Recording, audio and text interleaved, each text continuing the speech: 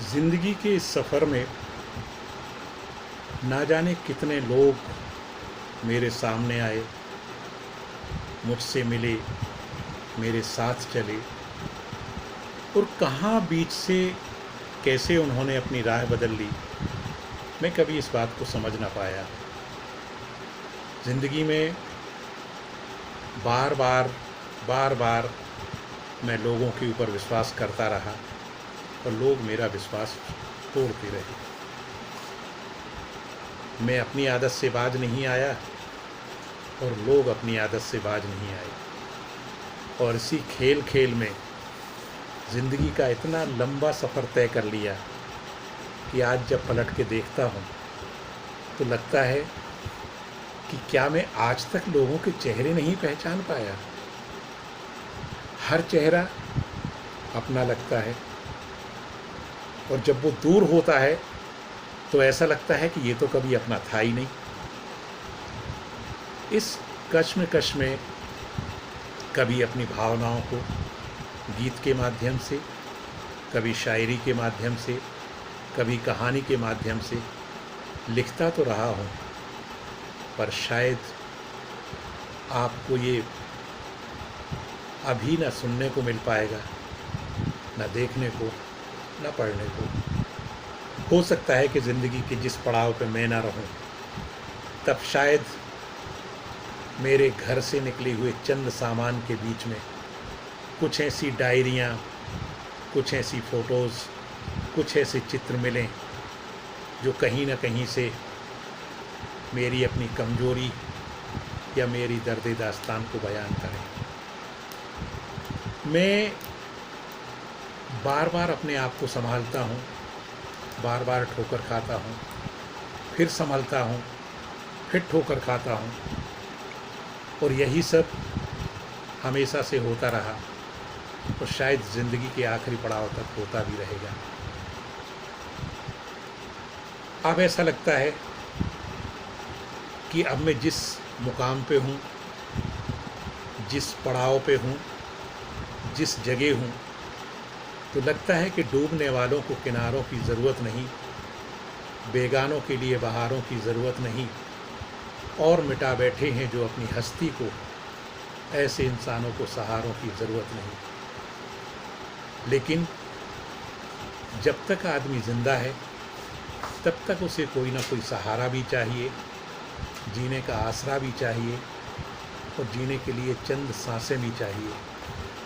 यही किस्मत का, ज़िंदगी का और इंसान के जीने का एक यही तरीका होता है, और इसी तरह वो अपनी ज़िंदगी जीता है।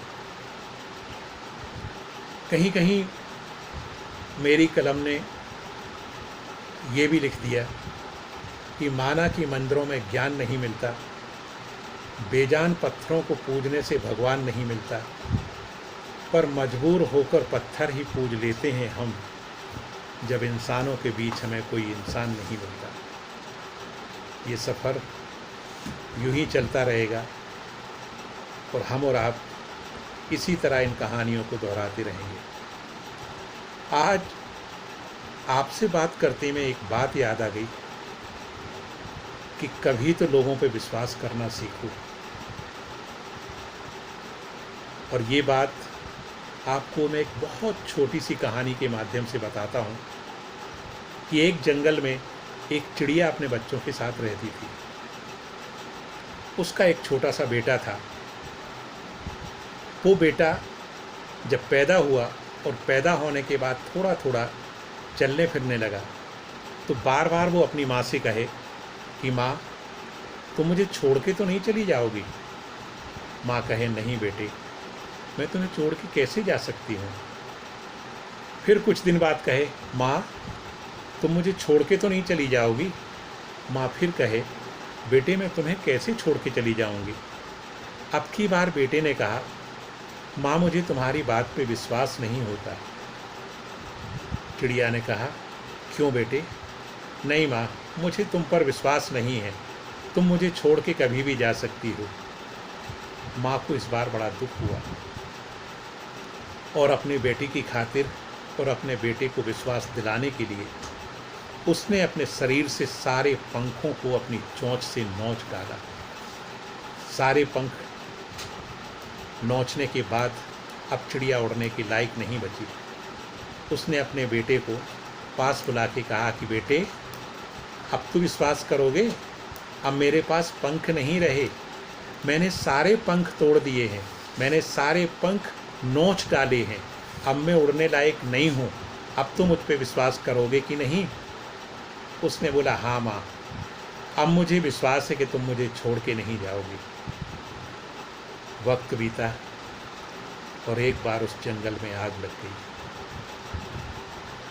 सारा जंगल धाएं धाएं करके जल रहा था। इस चिड़िया के बेटे ने जंगल की बढ़ती हुई आग को देख के अपने आप को बचाने के लिए दूर कहीं जाके उड़ गया।